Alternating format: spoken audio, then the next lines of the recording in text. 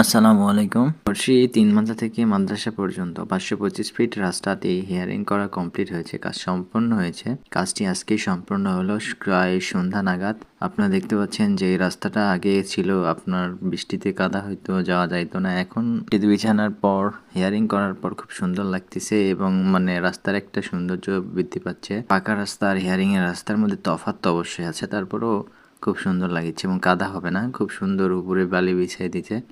পুরো রাস্তা জুড়ে যে মাটি রাস্তা ছিল আগে অনেক কাদা হতো, এখন আপনার মনে করেন যে হিয়ারিং করার পর উপরে বালি দিয়েছে, যে বালিটা বৃষ্টির পানি বা এমনিতেই ভিতরে এটার ভিতরে ঢুকে ঢুকে যাবে পাকাতে এবং পরবর্তীতে আর কাদা হবে না। খুব ভালো ভাবে চলাচল করতে পারবে সবাই, খুব সুন্দর হবে, উপকার হবে। কিন্তু দুঃখ একটাই থাকলো, সেটা হলো এই ৫২৫ ফিট রাস্তা নিয়ে একটাই হতাশা থেকে গেল। দক্ষিণ পাড়ার লোকদের কোনো উন্নতি এখানে আসলো না। দক্ষিণ পাড়ার লোকগুলো সব হতাশ যে কাদাতেই হাঁটতে হবে তাদেরকে। আপনি মনে করেন যে ৫২৫ ফিট পর্যন্ত মাদ্রাসা পর্যন্ত শুধু ভোট কেন্দ্র এই কারণে পাকাকরণ করা হয়েছে যে পাকাটা বলতে হেয়ারিং করা হয়েছে, আর বাকি রাস্তাটা শুধু ওইভাবে পড়ে থাকলো। এতে করে যা দুর্ভোগ ছিল, জনগণের যা কাদাতে হাঁটতে হতো সেটাই করতে হবে।